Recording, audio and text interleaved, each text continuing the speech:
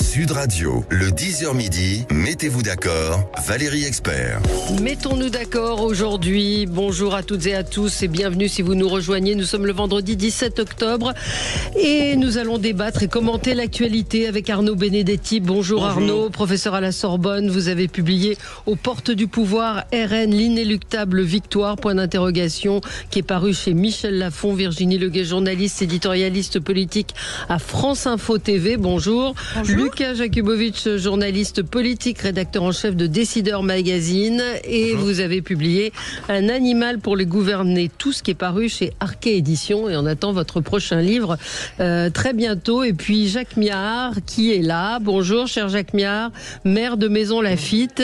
Ah, il n'est pas là encore. Bon, on attend Jacques Miard, qui va nous brandir ses livres.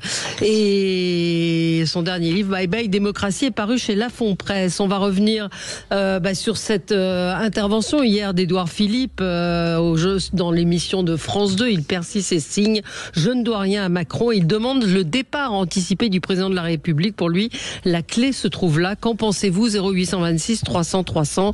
Le budget, c'est une boucherie fiscale, a déclaré le Rassemblement national. Et Trump se prend-il pour le gendarme du monde? En tout cas, il a eu quelques succès. Bref, et également vos coups de cœur et vos coups de gueule. Et on va commencer tout de suite avec Christine Bouillot, notre correspondante à Toulouse, qui a assisté au procès Jubilard. Vous l'avez suivi et racontez-nous l'ambiance ce matin. On attend le verdict aujourd'hui. Cédric Jubilard a prononcé quelques mots ce matin. Bonjour Christine. Bonjour Valérie, bonjour à tous. Bonjour.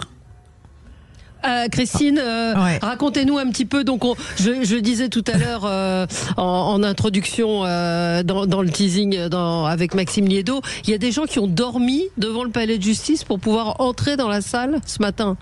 Oui, absolument. Depuis 2-3 jours, en effet, comme les places sont chères, il y a une quarantaine de places pour le public dans la salle principale et autant dans la salle de retransmission. Eh bien, des gens, pour être sûrs de pouvoir assister au dernier mot de l'accusé, n'ont pas hésité à installer des couvertures, des sacs de couchage, de s'installer avec table et chaises pour y passer la nuit et pour être au premier rang, je dirais, pour assister au dernier mot de Cédric Jubilard, qu'on a vu arriver donc vers 9h02 quand la présidente de la Cour d'assises a ouvert cette dernière session d'assises, cette dernière journée.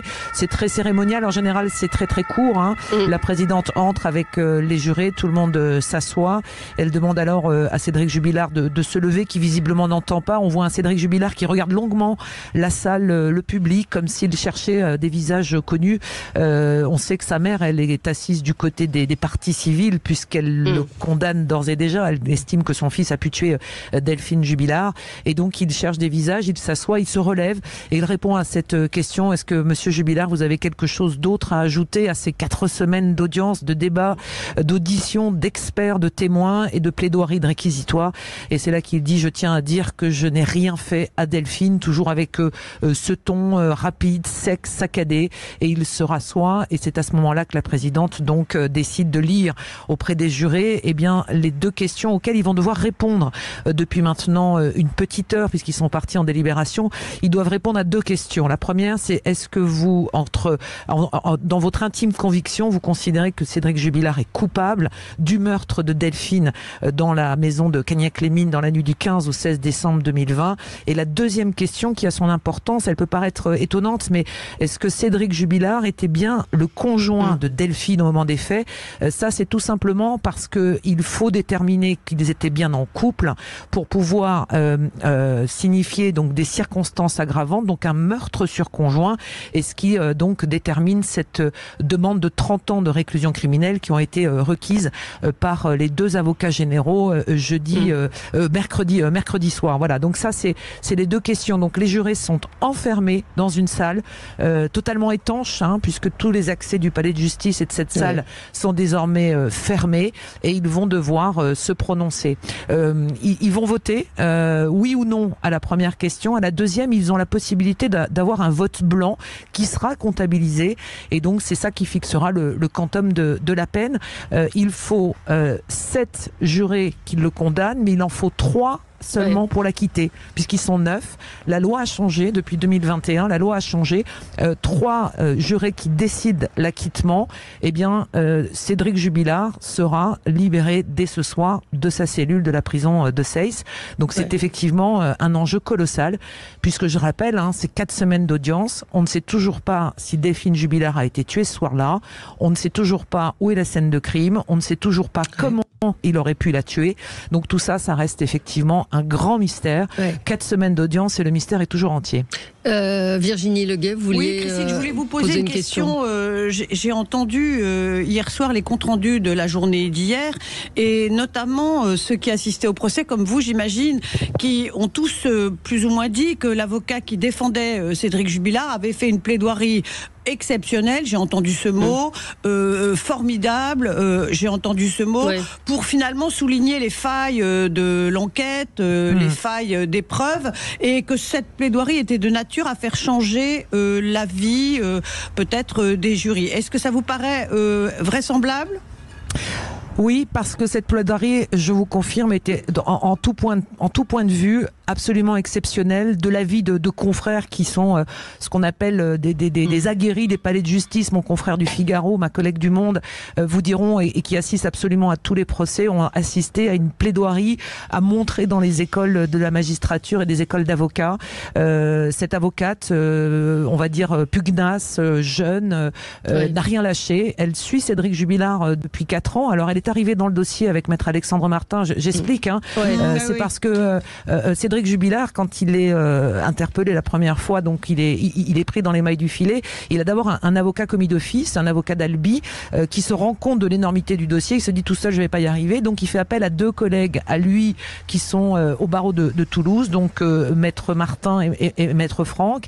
Et elle prend le lead sur ce dossier-là. Et c'est pas usurpé que de dire que sa plaidoirie d'hier a sans doute jeté des petits cailloux de doute dans la tête des jurés, que l'on a vu ne jamais lâcher le discours, la plaidoirie de l'avocate. Effectivement, elle a mis en avant tout ce que l'enquête n'a pas fait, ou n'a pas dit, ou n'a pas pu apporter d'éclaircissement, comme par exemple l'heure où se serait passé ce coup de folie, comme l'a dit l'avocat général, ce coup de sang de Cédric Jubilard sur son épouse, parce qu'il apprenait qu'elle avait décidé de partir, parce que à ce moment-là, contrairement à ce qu'on imagine, eh bien, par les déclarations du fils du couple, du petit Louis, eh bien à ce moment-là, Delphine est avec son fils devant la télévision. Donc effectivement, il y a des incohérences, et ça, je peux vous dire que ça pèse lourd, effectivement, dans la tête des jurés, et dans la tête, alors peut-être pas dans la tête des jurés professionnels, mais dans la tête des jurés populaires, on imagine, parce que eux, il faut savoir qu'ils vont partir là en délibération, ils n'ont plus accès au dossier, ils n'ont pas eu accès au dossier avant. Ils ont pris des notes, et ils ne peuvent faire appel qu'à leur conscience, en leur intime conviction. Est-ce qu'ils ont été convaincus finalement, dans un sens comme dans un autre, de ce qu'on leur raconte et de ce qu'on a mis en avant dans cette procédure. Mais j'ajoute que maître Franck, dans sa plaidoirie, a semé le doute sur beaucoup d'éléments. Elle ne dit pas ce qui s'est passé, mais elle a pris le dossier dans son intégralité en disant voilà, ça on n'a pas répondu, ça c'est quand même troublant, l'horaire du crime, les lunettes cassées, le sens de la voiture, tous ces éléments là, et on ne peut pas juger. Et je trouve que cette phrase est assez importante pour nous citoyens et dans la vie de tous les jours. On ne peut pas juger un sale type, on doit condamner un coupable. Voilà, c'est ce qu'elle a demandé au jury. Il y a le témoignage du fils qui va peser aussi, il va peser. Alors assez lourdement. Là aussi elle s'en est servie, et c'est vrai qu'il y a quelque chose de assez déstabilisant. Elle a raconté que, en fait, dans les déclarations et les dépositions de cet enfant, qui aujourd'hui a 11 ans, eh bien, dans les premières déclarations, il ne parle pas de dispute. Elle a relu ses dépositions, et c'est qu'après, une fois qu'il est sorti du foyer conjugal, donc quelle véracité, et qu'il dit, et alors le summum, ça a été effectivement cette lettre qui a été écrite il y a quelques jours et qui a été lue à l'audience, où on sent, alors non pas qu'elle a été téléguidée ou qu'il y a quelqu'un qui lui tient la main, mais on sent que cet enfant, et son avocate nous l'a expliqué à l'audience, ce petit garçon, aujourd'hui, elle expliquait qu'il prend le bus tous les matins pour aller au collège, que le chauffeur du bus scolaire met la radio et qu'il entend l'affaire Jubilard. Il est dans un collège, tout le monde a un téléphone, cette affaire, elle est suivie partout, et donc il est imprégné par cette histoire, et donc quel est le vrai vrai du faux, comment cet enfant peut se construire à travers tout ça. Elle a rappelé qu'effectivement, c'était un lourd poids qui lui était mis sur les épaules, que de s'appuyer sur cette déclaration pour dire, c'est à ce moment-là, puisqu'il a vu ses parents se disputer, que forcément Cédric Jubilard a tué sa femme. À quelle heure est attendu le verdict? On ne sait pas exactement, ça peut durer 1 heure, comme plusieurs heures, évidemment, absolument. Dans un procès d'assises. Absolument. Alors, on nous dit que la présidente souhaiterait un verdict en tout début d'après-midi, mais bon, ça, c'est effectivement ce que l'on souhaite, bien sûr. Contrairement à ce qui se passe aux États-Unis, ils sont guidés par des professionnels, donc les choses vont peut-être aller un petit peu plus vite, mais ça a démarré vers 9h30, on va dire. Sans doute y aura-t-il une pause déjeuner et on sera assez vite fixé. Quoi qu'il en soit, il y aura un procès bis du procès Jubilard, parce que les deux parties ont annoncé qu'elles allaient faire appel. Donc je le rappelle, s'il est acquitté, il sort ce soir, même s'il y a appel de la part du parquet général. Deuxième chose, s'il est condamné, ses avocats vont faire appel aussi, compte tenu de l'étendue du dossier. Mais la particularité qui risque de se passer, c'est que comme il ne sera toujours pas condamné définitivement puisqu'il fait appel, eh bien, il va pouvoir demander une remise en liberté. Et donc, compte tenu du fait qu'il a en détention depuis 4 ans et demi à l'isolement à la prison de Seyss, il est fort probable que la justice soit obligée de le libérer et que donc sur ce deuxième procès, puisque là il est toujours présumé innocent, eh bien Cédric Jubilard comparaisse une deuxième fois devant une cour d'assises, ça sera la cour d'appel d'assises de Toulouse, eh bien cette fois en qualité enfin, en tous les cas en liberté, ce qui change beaucoup pour avoir assisté au procès Viguier, les 2 acquittements qui ont eu lieu, Jacques Viguier comparaissait libre, et ce qui a pour les yeux des jurés, une autre forme, c'est-à-dire tout compte dans un dossier.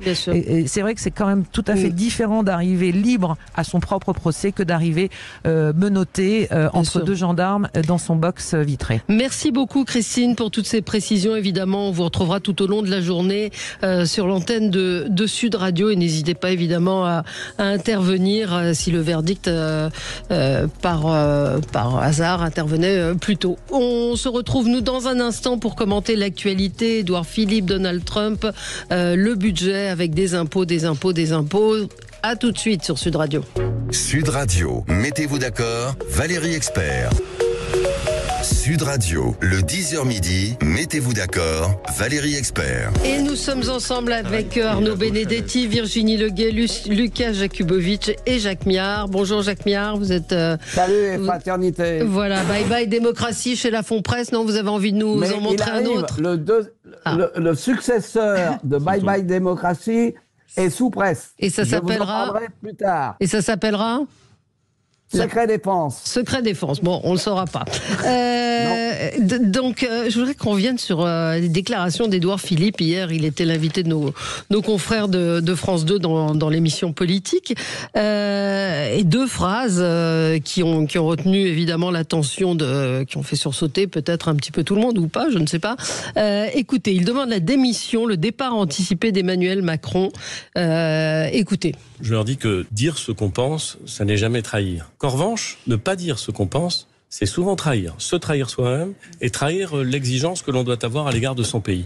Je dis ce que je pense. J'ai beaucoup de respect pour le président de la République qui m'a nommé Premier ministre, mais je ne lui dois rien. Il est venu me chercher et puis il a cessé ce travail collectif que nous avions engagé. Quand il l'a souhaité, il en avait parfaitement le droit. C'est pas ça que tu voulais ? Alors, non, c'est pas le son que je voulais. Ça, c'est effectivement, il dit je ne lui dois rien, ce qui est effectivement là aussi une phrase pour le moins étonnante. C'est lui qui est venu me chercher. Mais ce que je voulais entendre, c'était la partie où il demande la démission d'Emmanuel Macron. J'entends le président de la République dire qu'il est le garant de la stabilité. Mais objectivement, qui a créé cette situation de très grande instabilité et pourquoi ? Il se trouve que c'est lui. Je pense qu'il a une responsabilité éminente à la fois dans la cause de cette affaire et dans la façon de le régler. Mais vous savez, je n'ai pas formulé cette position parce que je pensais qu'elle serait populaire ou parce que j'espérais convaincre le président. Le président, il a envie d'aller au terme de son mandat et je peux le comprendre. Je l'ai dit parce que je pense que c'est la seule décision digne qui permet d'éviter 18 mois d'indétermination et de crise qui se terminera mal, je le crains. Voilà. Donc, demande de départ. Il dit que une législative ne changerait rien et que c'est le président de la République qui est objectivement celui qui crée cette instabilité. Virginie Leguet, vous qui observez la politique depuis longtemps, il y a le fond et la forme. Hein. Il y a cette sortie assez cash et puis pareil de dire je ne lui dois rien. Il est venu me chercher. Vous la comprenez comment ? Il lui doit, qu'il le veuille ou non, d'avoir été Premier ministre pendant 3 ans, fonction à laquelle finalement rien ne le prédestinait vraiment. Il était aux côtés d'Alain Juppé jusqu'alors, dont il avait préparé la campagne présidentielle. Puis finalement, Alain Juppé n'a même pas été en mesure de se présenter puisqu'il a échoué aux primaires. Donc il lui doit quand même d'avoir eu ce poste-là pendant 3 ans. Et il lui doit, alors je ne sais pas ce qu'il lui doit ou ce qu'on se doit en politique, où finalement personne ne veut jamais devoir rien à personne. Il lui doit aussi d'avoir été donc en mesure de dire je serai peut-être candidat en 2027. Moi, je trouve qu'Édouard Philippe, qui a annoncé sa possible candidature il y a déjà fort longtemps, a été bien silencieux au moment où l'actualité a mis en avant des thèmes qui étaient très chers à la droite, dont il fait partie, enfin à moins que je ne me trompe, qui était d'abord la loi sur les retraites, justement. Là, je ne l'ai pas beaucoup entendu dire il faudrait pas, je propose, je dis que. Il a été très très silencieux, il a laissé le pays un peu se déchirer entre ceux qui étaient pour et ceux qui étaient contre, et il a été tout aussi silencieux lorsqu'il y a eu cette loi sur l'immigration. Donc j'entends bien qu'il économise sa parole, j'entends bien que tout d'un coup il se dit ah zut, l'élection présidentielle arrive, il faut que je coupe le cordon et que je me lance, mais je trouve que c'est un peu trop exagéré de dire, quand on est Édouard Philippe et quand on brigue à ce poste qui est donc président de la République, quand on dit eh bien, Emmanuel Macron n'a qu'à partir. Ça fragilise.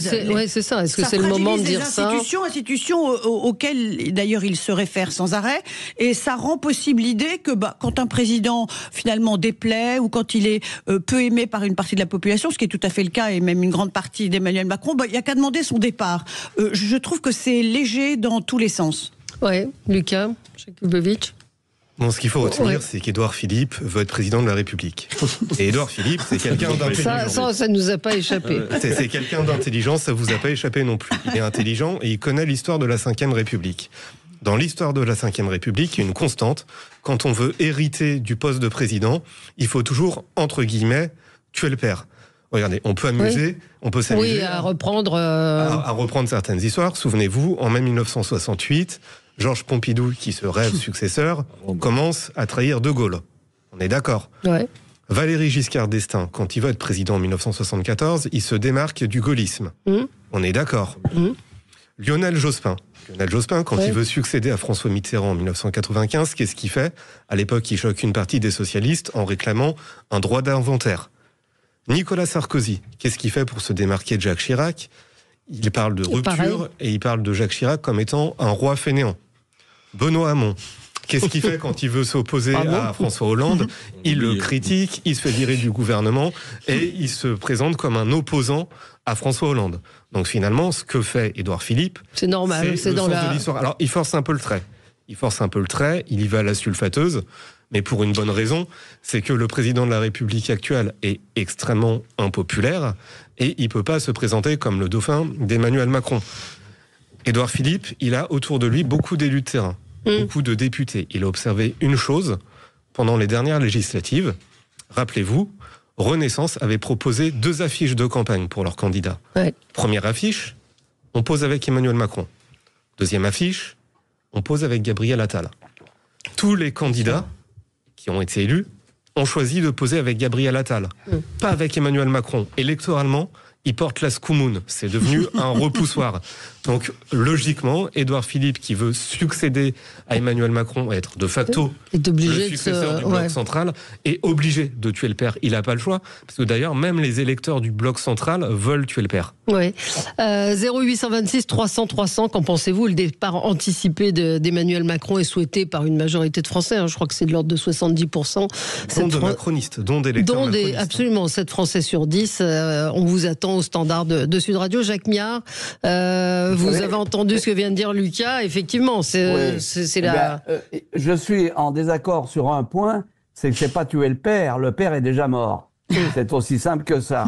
Et donc, en réalité, on voit très bien qu'on est dans une impasse et qu'on n'a pas de solution. S'il y avait une dissolution aujourd'hui, qu'est-ce qui se passerait? On retrouverait une assemblée aussi hétéroclite, aussi ingouvernable que celle qui a été dissoute. Avec peut-être une majorité relative du Rassemblement national. Non. Seule l'élection présidentielle est capable de remettre la pyramide sur ses bases. C'est-à-dire une cohérence.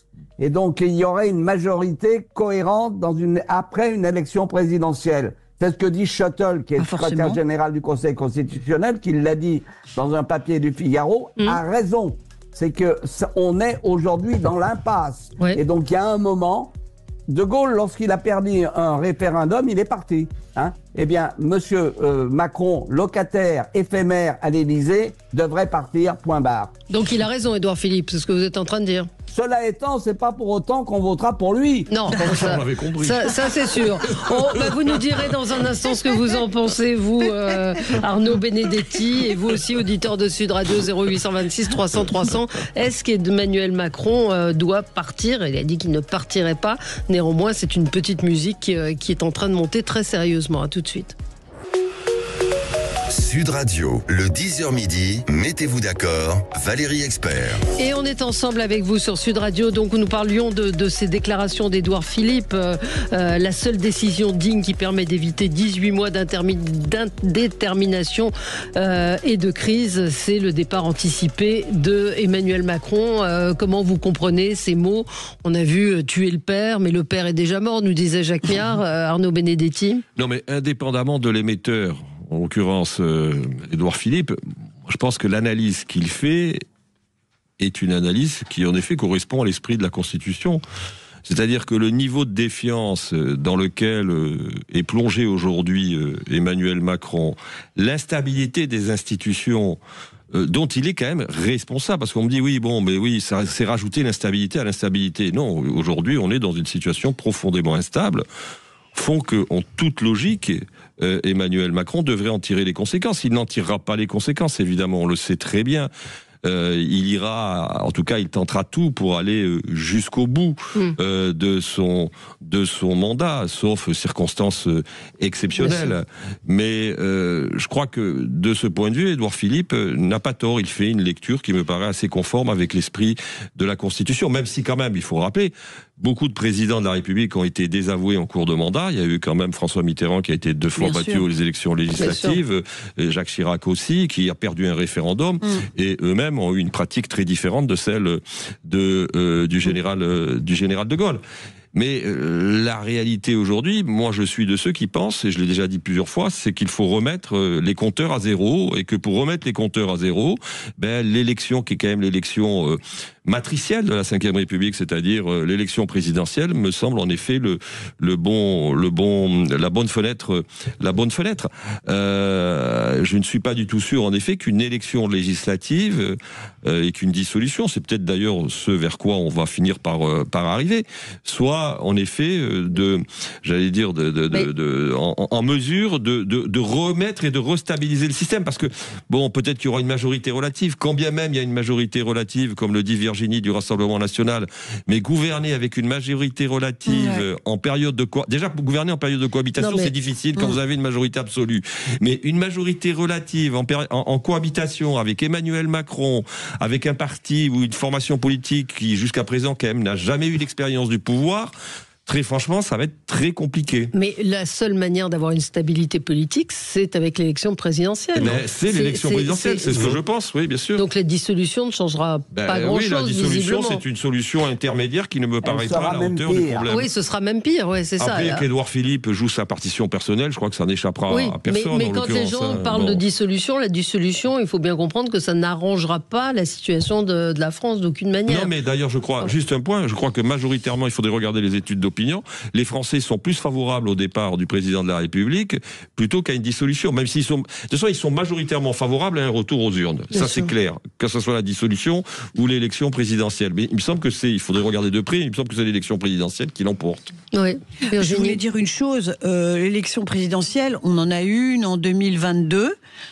qui a réélu Emmanuel Macron face à Marine Le Pen au deuxième tour, mais qui, dans la foulée, ce qui est assez rare, ne lui a pas accordé la majorité absolue. Et donc, c'est pas une garantie de stabilité, l'élection présidentielle. Et surtout, j'ajouterais qu'une élection présidentielle anticipée créera un mouvement de panique, de saisissement. Ça devra se faire très vite, ça se fera dans un climat très tendu.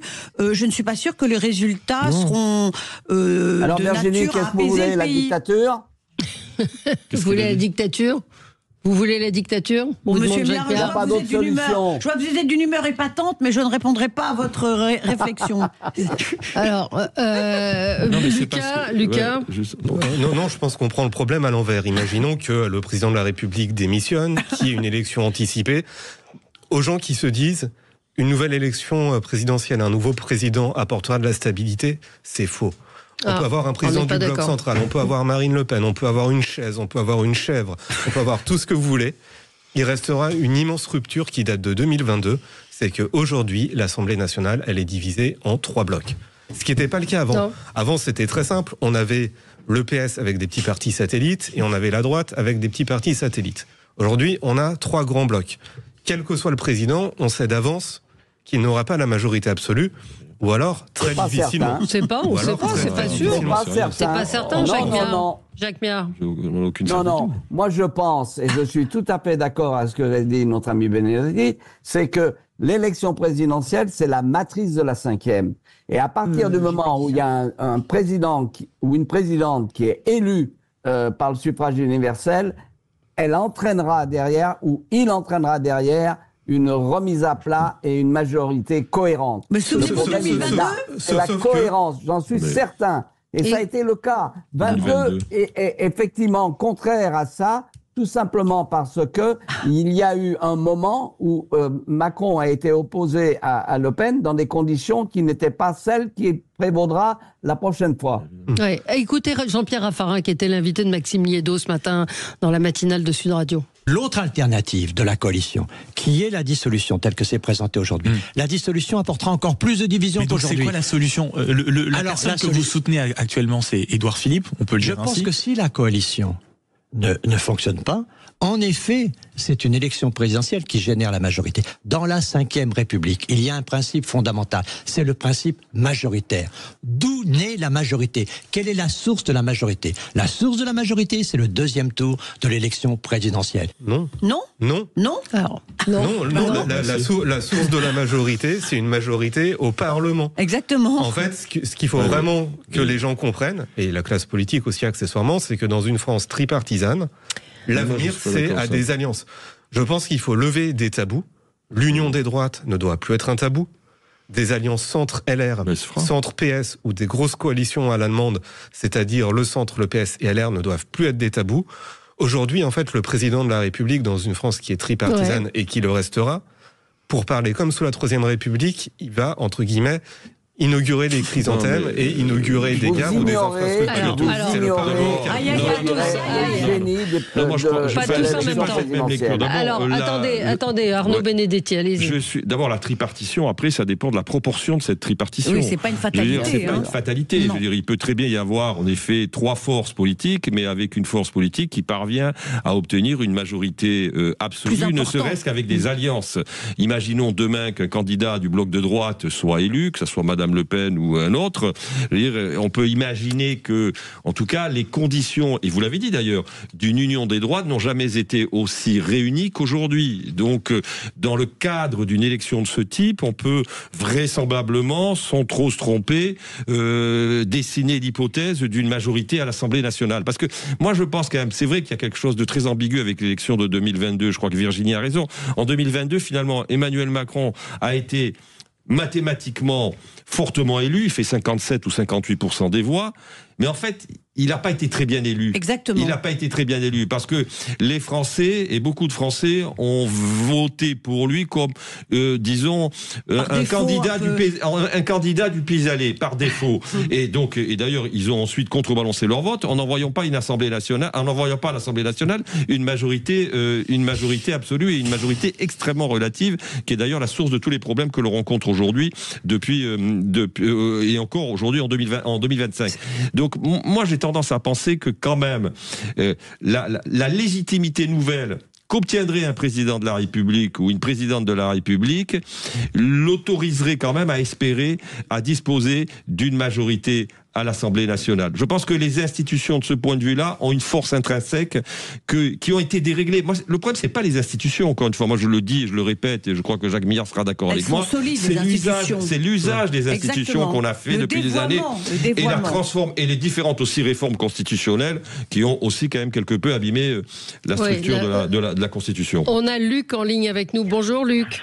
Bonjour Valérie, bonjour. À vos invités. Bonjour. Alors, qu'est-ce que vous pensez, vous, de la situation politique? Est-ce que vous êtes d'accord avec ce que dit Édouard Philippe? Écoutez, je serais d'accord avec ce que dit Édouard Philippe, mais pas de la manière dont il le dit. Voilà. Moi, je pense, si vous voulez, que la situation... et on le voit en lisant la presse étrangère, qui est apocalyptique pour notre pays. C'est absolument incroyable. Très sévère. Oui, très sévère. Je passe sous silence les petites humiliations de Donald Trump vis-à-vis de M. Macron. Non, je pense que, si vous voulez, il faut effectivement crever l'abcès définitivement, déjà par une dissolution. Je pense, moi, que Marine Le Pen et le Rassemblement national peuvent emporter une grande, si ce n'est une totale majorité. Je le pense. Déjà parce que je suis croyant. Oui, c'est vrai. Dans le mouvement. Mais, un croyant dans le mouvement. Oui. Et puis surtout dans la volonté des gens de changer et de s'extirper de ce chaos généralisé, parce que c'est un chaos généralisé, quoi. Il n'y a pas d'autre mot. C'est ce qu'on dit ici depuis le début de la semaine, et ce qu'on entend de nos auditeurs. Peut-être un mot, merci Luc, Jacques Millard, sur la situation politique aujourd'hui. Quel mot vous employeriez? Oui, alors je vais vous dire, elle est effectivement assez problématique, on va dire ça comme ça, mais personnellement, j'ai échappé à des dangers plus graves, parce que la France en a connu bien davantage, et donc il ne faut pas non plus battre la coupe en permanence. La solution, la matrice des institutions, c'est l'élection présidentielle, et on n'a pas à hésiter, et c'est que ce que devrait faire Macron, qui aujourd'hui n'est plus capable de trouver une solution avec cette Assemblée. Virginie, moi je voudrais dire que j'ai été extrêmement frappée de constater que Emmanuel Macron et ce qui lui reste de petites minorités ont été prêts à revenir sur ce qui a été la seule réforme structurelle de ce qui fera 10 ans d'Emmanuel Macron s'il irait jusqu'en 2027 pour surtout éviter la dissolution qui leur serait fatale. Et là je me dis finalement ça ajoute du chaos au chaos. Certes, pour l'instant on a l'impression que Sébastien Lecornu a obtenu un petit sursis, mais à quel prix? Au prix de revenir sur une réforme dont on a expliqué aux Français au moment où elle a été votée qu'elle était fondamentale, indispensable si on voulait préserver le système.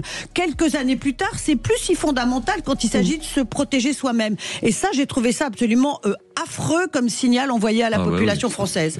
On se retrouve dans un instant. On va parler de Donald Trump avec vous, Jacques Millard, dans un instant. Donald Trump, gendarme du monde. À tout de suite.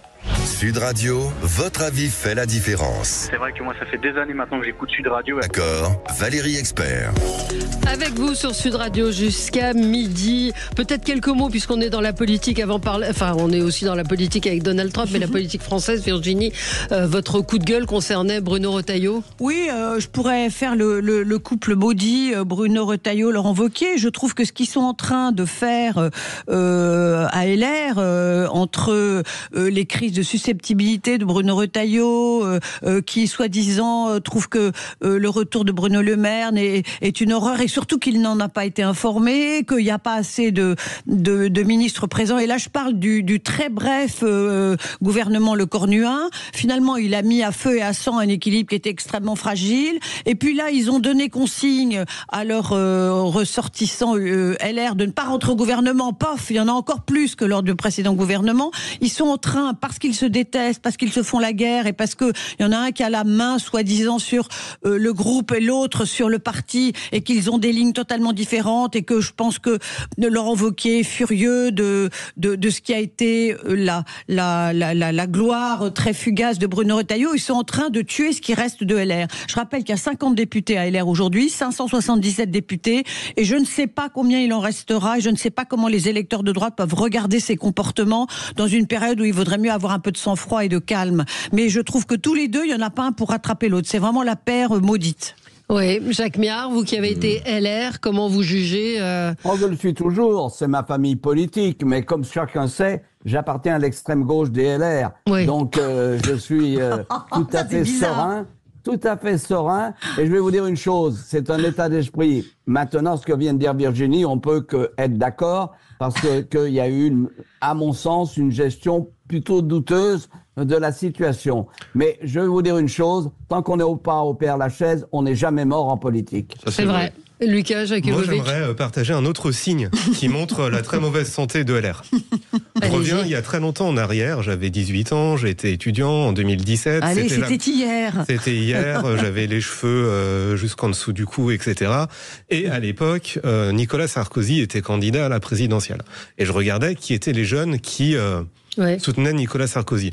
Moi, j'ai été stupéfait, j'étais surpris à l'époque de voir qui ratissait extrêmement large. Il y avait des gens qui venaient de catégories populaires, il y avait des gens qui n'avaient pas fait d'études. Aujourd'hui, par exemple, on voit que les jeunes, entre guillemets, sarkozystes de l'époque ont un profil un peu détonnant. À droite, je pense par exemple à Jonas Haddad, à Lydia Guirous, etc. Et je regarde aujourd'hui qui sont les jeunes qui vont s'engager chez LR. En fait, c'est la réminiscence de sens commun. C'est des gens, excuse-moi l'expression d'être un peu dur, mais qui à 18 ans portent déjà des costumes, cravates. Voilà. Ils sont totalement déphasés du reste de la société. Et à mon avis, c'est ça le principal problème de LR, c'est qu'ils ne sont plus du tout représentatifs de la société d'aujourd'hui. Aujourd'hui, chez les jeunes LR, qui sont les travailleurs, qui sont les artisans, qui sont les agriculteurs, qui sont les entrepreneurs, il n'y en a plus nada. Ils vont soit chez les macronistes, soit au RN. Et parfois, il y a des profils un peu détonnants chez LR et qui fonctionnent très bien. J'en pense à 3. Premier profil, Rachida Dati, qui est une des seules personnes de droite qui est capable de gagner une grande ville. C'est pas fait encore, hein. Mais elle est toujours chez LR. Justement, deuxième profil, Vincent Jeanbrun, qui est le seul député à avoir gagné une circo populaire contre LFI, et Annie Genevard. Pas sûr qu'il la regagne. Hein. Non. Pas sûr qu'il la regagne, mais il a gagné. Et troisième personne, Annie Genevard, qui est une fidèle d'entre les fidèles, qui a toujours essayé de faire en sorte que les courants s'entendent. Mais qui n'est plus LR. Aujourd'hui, les trois se sont fait exclure.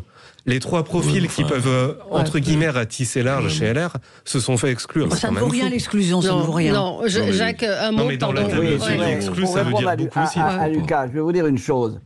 Personnellement, ma carte politique, indépendamment, c'est ma cohérence politique et mon action politique invariable depuis des années. Bien sûr. Donc, ce qui reste à LR, et ça je suis d'accord, c'est effectivement des fortes têtes, des gens qui sont capables d'agir en cohérence sans jamais changer et qui ne sont pas, je dirais, qui subissent pas les amendements au gré des grés. Et donc, Arnaud d'abord. Il faut tenir la route.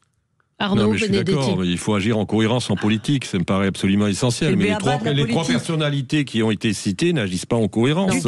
Aucune. Ils ont tous soutenu la réforme des retraites, ils sont dans un gouvernement qui va la suspendre. Je vois pas où aujourd'hui la cohérence, et c'est bien la difficulté. Mais moi, je pense que le mal pour LR, il vient de plus loin. Hein. LR est une marque politique qui est aujourd'hui profondément démonétisée, comme la plupart d'ailleurs des forces. Et divisée comme la plupart des forces de gouvernement. On pourrait dire aussi cela du PS. En l'occurrence, c'est que ce sont des marques politiques qui ont gouverné, qui ont profondément déçu les attentes de leurs électeurs depuis de très nombreuses années. Qu'on le veuille ou non, l'épisode Nicolas Sarkozy a aussi quelque part, je veux dire, créé des frustrations, des ressentiments dans une grande partie de l'électorat de droite. Et on voit un mouvement tendanciel depuis maintenant près d'une dizaine d'années, voire un peu plus, d'une partie de cet électorat LR qui se tourne de plus en plus vers le Rassemblement national. Et d'ailleurs, de toute façon, la plus grande partie, 70% de l'électorat LR a été absorbé, peut-être pas 70%, mais enfin une grande majorité a été absorbée par le Rassemblement national, en tout cas dans les zones où LR était fort. Sauf dans l'Ouest parisien ou dans un certain nombre de macronisme en 2017 qui a été macronisé. Voilà. Donc il n'y a plus d'espace pour LR en fin de compte. Entre le macronisme, le bloc central et le Rassemblement national, l'espace est difficile à trouver. Oui, Arnaud, il reste un espace de gens qui sont, je dirais, qui existent par eux-mêmes.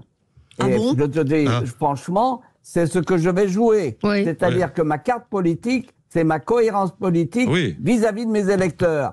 Je ne suis pas de ceux qui un jour vont dire il faut créer des impôts et notamment augmenter les impôts sur l'héritage. Par exemple, des choses comme ça. Ouais. Et donc ça va payer. Ça c'est Madame Brocpivet. J'entends très bien ce discours sur la cohérence. On va chez LR parce qu'on est cohérent. Je rappelle par exemple que LR effectivement est anti-impôt, anti-fiscalité des plus riches. Mais Michel Barnier, quand il devient Premier ministre, il augmente la fiscalité des plus riches. Où est la cohérence pour LR? Je vais prendre un autre exemple très simple, c'est la réforme des retraites. 2022, Valérie Pécresse défend la réforme des retraites. Quand la réforme des retraites est votée, une partie du groupe LR vote contre. Ensuite, LR entre au gouvernement, qui a fait la réforme des retraites. Et aujourd'hui, ils sortent du gouvernement en nous disant, en fait, la suspension de la réforme des retraites est un scandale. Et ceux qui disent ça ont parfois voté contre la réforme des retraites. Moi, j'aimerais bien savoir. Ça a été mon avantage, j'étais pas à l'Assemblée. Ou alors peut-être que j'ai un QI extrêmement bas, et dans ce cas-là, tous les Français ont un bas QI. Mais où est la cohérence dans tout ça? J'ai un peu du mal à la deviner. Il n'y a pas. D'où la nécessité d'une élection présidentielle avec des choix clairs. Et juste aussi une chose, en fait, les anciens LR ne peuvent pas avoir de cohérence. C'est impossible. Pourquoi? Parce que LR, en fait, c'est, entre guillemets, une juxtaposition de plein de petits partis qui cohabitent à l'intérieur d'une grande boutique chez LR. Il y a quand même une... C'est l'UDF, ça. Non, mais vous avez une partie des centristes, vous avez des libéraux, vous avez de la droite dure tendance Jacques Pierre nous a dit qu'il était à l'extrême gauche. Je pense que l'erreur, c'est 2002. Il aurait jamais fallu faire un parti unique à droite. Ça a été une grande erreur. Bien sûr. Évidemment. Bien sûr. Je voudrais dire quelque chose à propos de LR. LR... après le coup de théâtre ou le coup de ce monstre qui a été l'affaire Fillon, n'a jamais su se remettre au travail, n'a jamais su se dire, bon, qu'est-ce qu'on fait maintenant? Est-ce qu'on réfléchit? Est-ce qu'on trouve des nouveaux thèmes? Est-ce qu'on modernise un peu notre corpus politique? Ils n'ont fait que agir par réaction, et maintenant, je rappelle que ça fait 8 ans que ça dure, sans jamais se refonder profondément. Résultat, LR, et on pourrait presque parler du Parti Socialiste de la même façon, ces deux grands partis qui ont été vraiment des partis majoritaires dans le pays, qui ont fourni des grands hommes politiques, qui ont fourni des idées, qui ont fait beaucoup avancer parfois la société dans les deux camps, aujourd'hui sont réduits à rien. C'est-à-dire que malgré tout, la sentence des électeurs, elle est très forte. LR a 50 députés et le 50e a été atteint grâce à Michel Barnier la dernière fois à Paris. Le Parti Socialiste en a 66 ou 67. Enfin, il faut se souvenir de ce que c'était ces deux partis hier et de ce qu'ils sont aujourd'hui, c'est-à-dire plus rien. Donc il n'y a pas de représentativité de ces deux partis dans Virginie, la réalité, c'est que c'est le résultat, c'est perçu comme les Français, comme le résultat de leurs échecs. Absolument, depuis 3-4 décennies. Je suis d'accord. C'est bien le problème. Je suis tout à fait d'accord. Jacques? Non, moi, je pense effectivement qu'il reste, il y a des talents au LR. Ah oui, que ces talents doivent s'exprimer fort de leur cohérence politique, et c'est ce que personnellement je vais jouer. Parce que, effectivement, aujourd'hui, je comprends les interrogations, soit de Lucas, soit de Virginie, sur l'état du parti. On va au-delà des partis. C'est un esprit qu'il faut maintenant inculquer aux Français. Oui, Lucas. Non, juste pour les talents. Les talents, les jeunes talents, ils sont à l'université aujourd'hui, les talents de demain.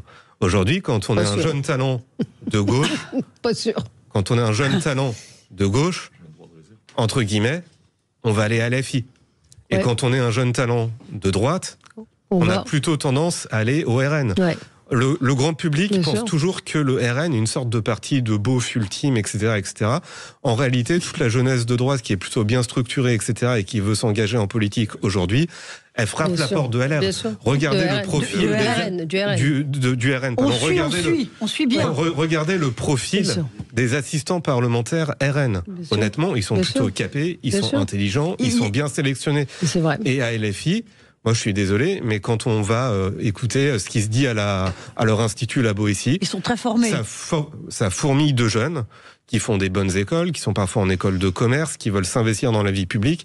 Aujourd'hui, un jeune qui est plutôt intelligent, je le répète, mais il va plus chez LR. Non. Il ne va plus chez LR. Non, mais je vais vous dire une chose. Aujourd'hui, les forces du RN viennent des LR. Oui. Et la sociologie que nous retrouvons, c'est qu'il y a effectivement de ce côté-là, moi je connais beaucoup de gens qui sont au RN et qui ont commencé avec moi, avec Dupont-Aignan notamment, on avait Debout la République. Donc il y a une sociologie là qui Tanguy se fait, vient de chez Dupont-Aignan. Et on verra ce qui se passe au moment de l'élection présidentielle, parce que les choses évolueront.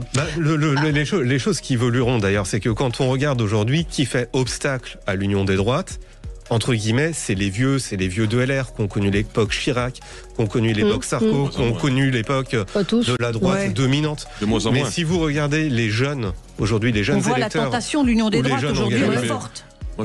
En fait, un jeune RN pro-Bardella, un jeune LR qui va par exemple admirer David Lisnard, ou un jeune avec Zemmour qui va admirer Sarah Knafo, en réalité, ils ont plein de choses en commun. Et je pense que la marche de l'histoire, c'est que cette génération va finir par s'allier, tout comme la jeune génération de gauche a fini par s'allier aussi, parce que de facto, entre un PS, un LFI et un écologiste, il y a aussi plein de points communs.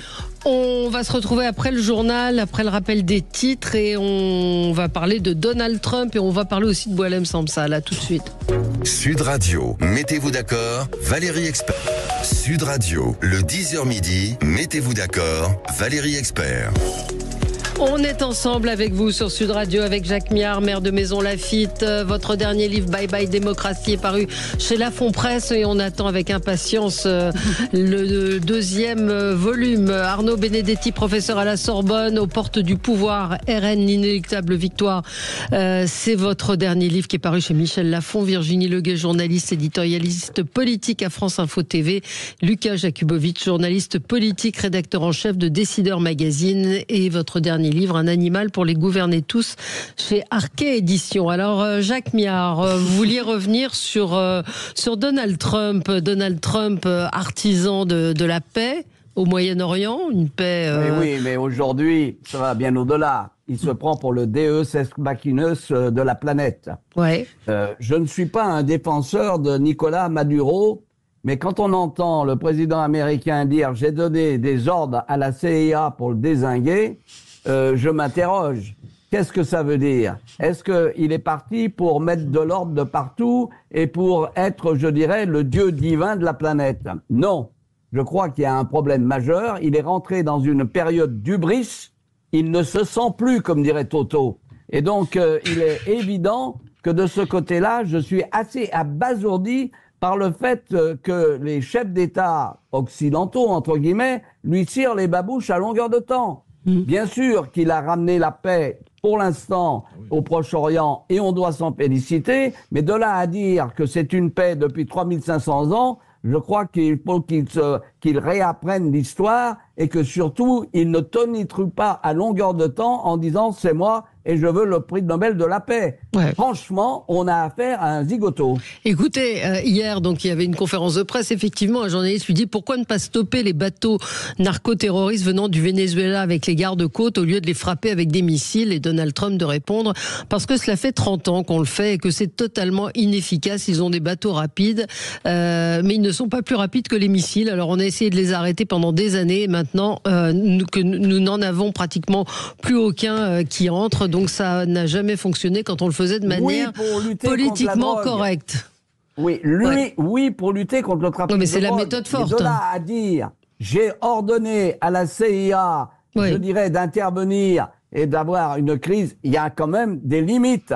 Je ne suis pas un défenseur. Il devrait se rappeler la baie des cochons, n'est-ce pas? Il devrait s'en rappeler. Parce qu'il n'est pas du tout certain qu'il aboutisse à je dirais, une victoire.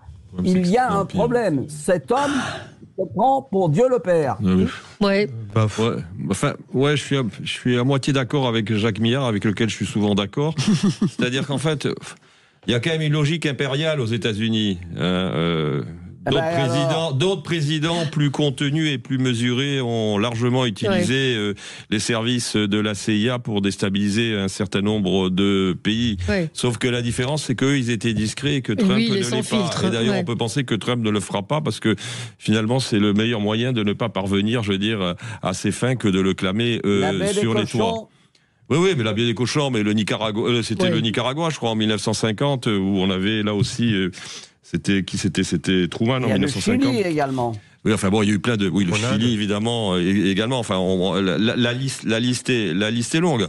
Après, force est de constater, vous l'avez dit, quand même, que Trump a réussi un coup, certes, peut-être tout à fait transitoire, en tout cas un coup de maître au Proche-Orient. Ça, il faut quand même lui accorder ce succès. Et moi, je vais vous dire, parce que je m'occupe du comité de soutien de Boualem Sansal, que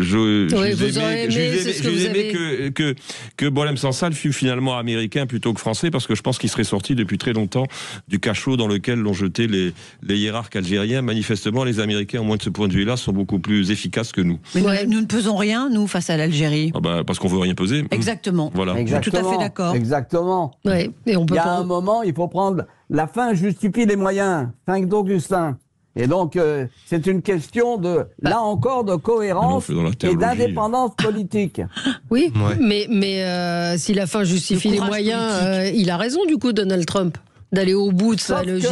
Sauf que, il y a un moment, comme il veut se mêler de tout, ce que je reproche, c'est que les Occidentaux, dans l'Europe, lui baisent les babouches. Et à mon avis, il est dans une phase d'hubris. C'est ça le problème. Oui, c'est ça. Lucas, oui, il y reste. Vous avez vu sur la couverture du magazine Time qu'il l'a mis à la une, et il a critiqué, il a dit l'article est pas mal, mais alors la photo est vraiment dégueulasse. Mes cheveux, on dirait que j'ai pas de cheveux, etc. Et bon, c'est. Oui, mais ça plaît.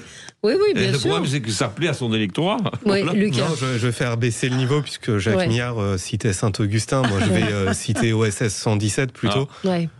Notamment le numéro 1, l'épisode 1, dans lequel une personne dit à propos d'OSS 117, je ne sais pas s'il est totalement con ou splendidement intelligent. C'est la même chose pour Donald Trump. Parfois, on l'écoute, on se dit, mais qu'est-ce qu'il raconte ? Et finalement... qui est-ce qui arrive à dénouer la situation au Proche-Orient ? C'est Donald Trump.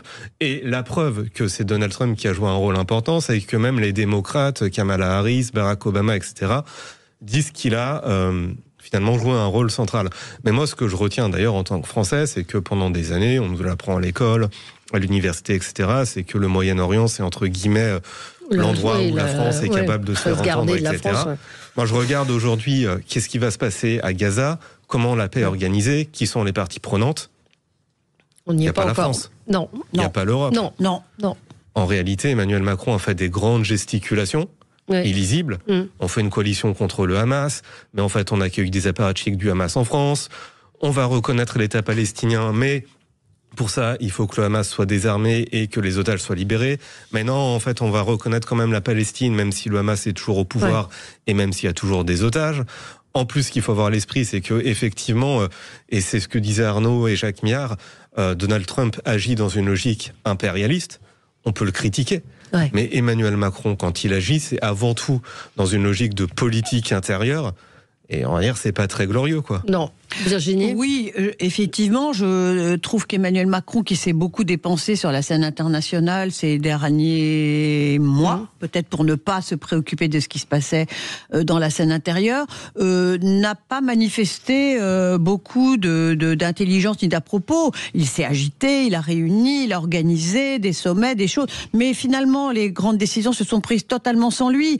Et j'ai assez mal apprécié, goûté, si je puis dire, la réflexion de Donald Trump qui s'est moqué de lui très récemment en Égypte en disant « Ah, Emmanuel, tu ne viens pas devant sur la photo comme d'habitude ». Et surtout, ça encore, c'est bien du Donald Trump, mais surtout le rire qui a éclaté chez les chefs d'État qui étaient présents. C'est dire que Emmanuel Macron... c'est bien fait, pardon. Non, c'est pas ça que je dis. Je dis que c'est dire qu'Emmanuel Macron, qui prétendait avoir une grande influence internationale, en fait, aujourd'hui est très discrédité. Et je trouve que pour nous, c'est un vrai problème. Je crains qu'il n'y ait qu'en France qu'on ait pensé qu'il avait une influence internationale. Oui, parce qu'il le faisait depuis très longtemps. C'est vrai, mais je suis d'accord. Pas tous en même temps, mais vous avez vu son clip. Enfin, le clip qu'il a fait, un montage qu'il a fait d'images où il est en Égypte et où serre les mains des responsables politiques, où il appelle d'ailleurs, on le rappellera jamais assez, Mahmoud Abbas, Abou Mazen, où on a l'impression que c'est l'artisan de la paix au Proche-Orient. Il faut bien regarder cette image. Moi, il y a quelque chose qui m'a interpellé. Donc, le président de la République descend d'avion, il est à Sharm el-Sheikh, il donne une conférence de presse. Il donne des leçons. Moi, ce que j'ai regardé, c'est les bannettes des micros qu'il interviewait. En réalité, il y avait 2-3 médias français. Complètement. Mais la presse internationale n'était pas là. Mais évidemment. Donc en fait, la France parle dans le vide. C'est très juste. Et on parle ensuite de Donald Trump. Donald Trump a parlé à Netanyahou.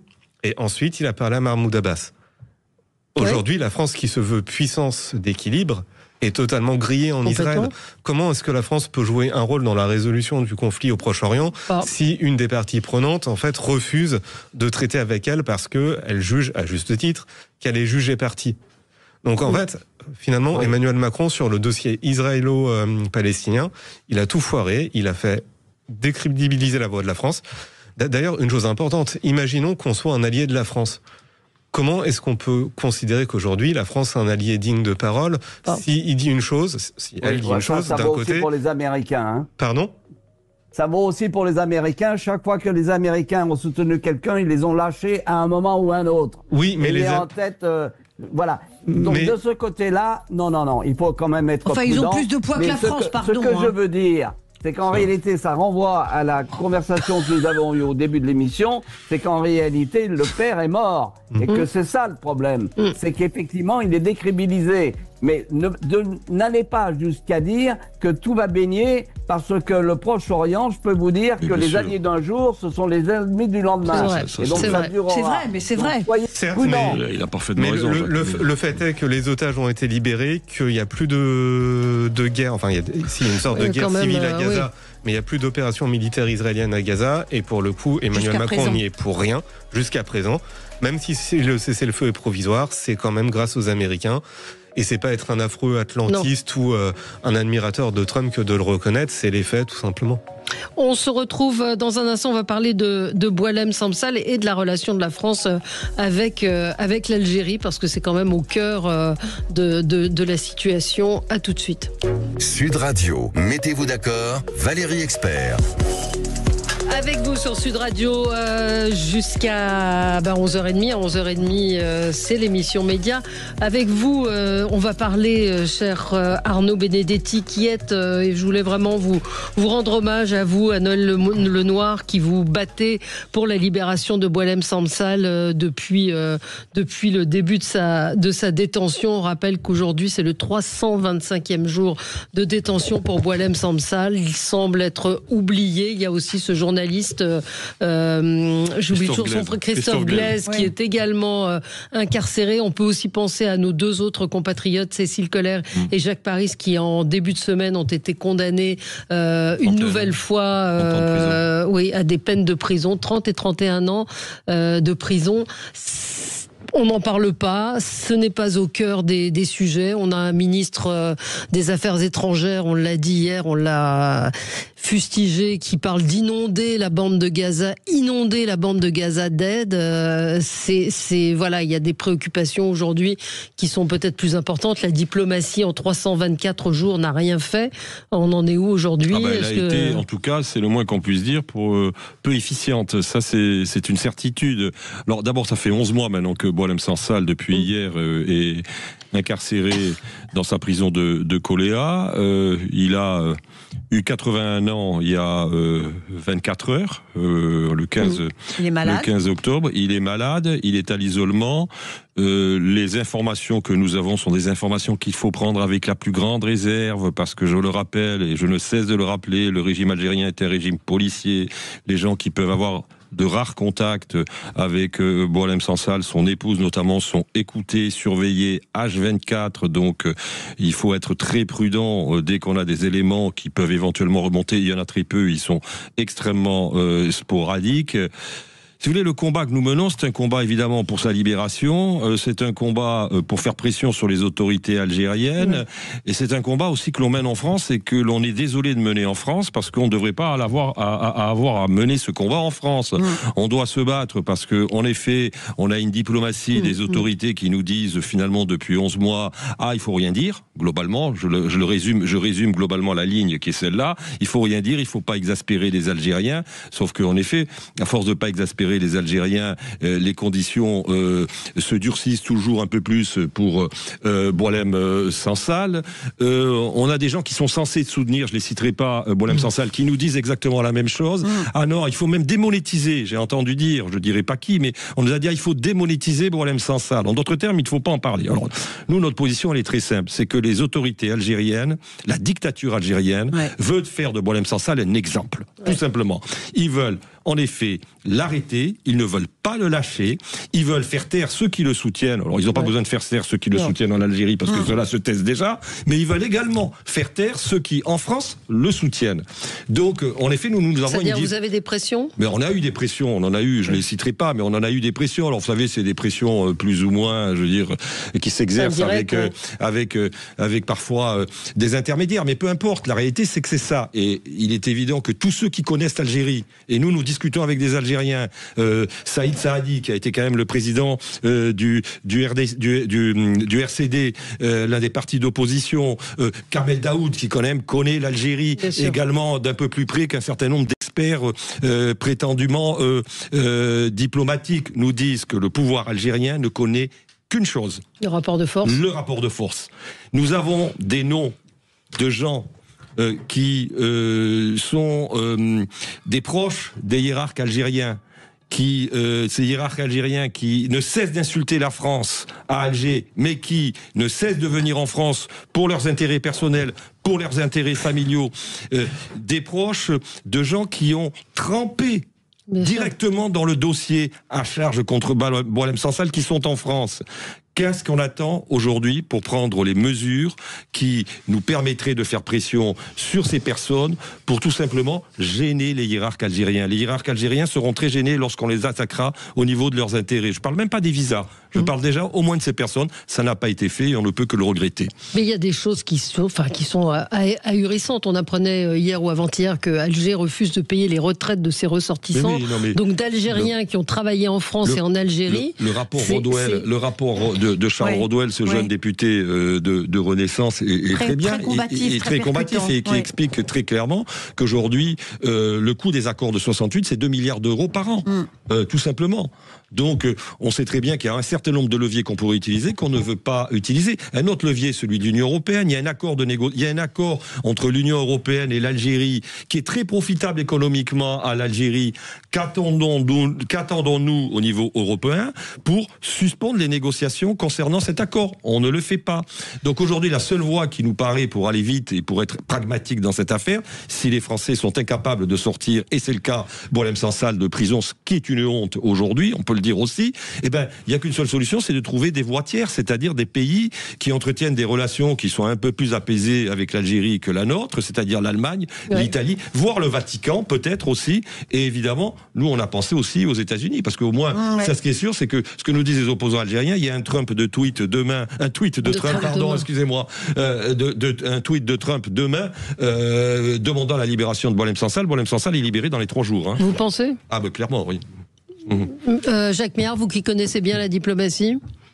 Oui, enfin, j'ai même été en poste en Algérie et je peux vous dire que c'est une saga.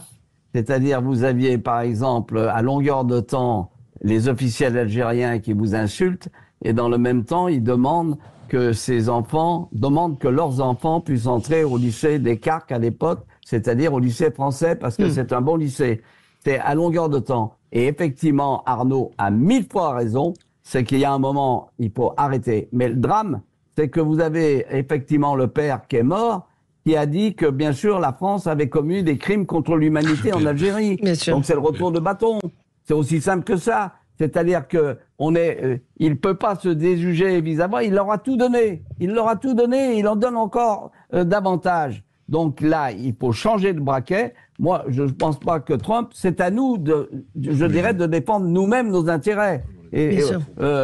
Si Trump fait un tweet, dont acte, mais où nous avons des moyens pour ramener un peu de raison avec ces hiérarques algériens qui sont en réalité dans une impasse et qui, à mon avis, vont le payer très cher à terme. Parce que la jeunesse algérienne, et on l'a vu avec l'Irak, est banc debout contre ces hiérarques. Donc il y a un moment, il faut ramener un peu, je dirais, de raison et de responsabilité dans la gestion de notre politique étrangère. Oui, Virginie. Oui, et moi j'ai en mémoire cette polémique qui a opposé Bruno Retailleau quand il était ministre de l'Intérieur à finalement Emmanuel Macron. Bruno Retailleau prenait une solution plus ferme. Emmanuel Macron lui a dit il n'en est pas question. Et on n'a plus entendu Bruno Retailleau s'exprimer sur la question. Autrement dit, attendez, je vais jusqu'au bout. Et je rappelle que non seulement nos relations avec l'Algérie ne fonctionnent pas, mais qu'elles se sont gravement détériorées. Autrement dit, il ne faut pas attendre de l'Algérie. Avec Orange, là, attendez, on vous entend, Jacques. Oui, allez-y. Il ne faut pas attendre de l'Algérie qu'elle nous écoute. L'Algérie nous méprise et l'Algérie, dans le fond, ne s'adresse qu'à son peuple et pas du tout à la France. Elle a vu que la France se couchait, pardonnez-moi d'utiliser cette expression, ne respectait rien, ni elle-même, et qu'effectivement, elle fait semblant de dire ah oui, il faut la libération de Boualem Sansal, mais elle accorde à l'Algérie tout ce qu'elle veut. Les va-et-vient des dignitaires algériens, les privilèges dont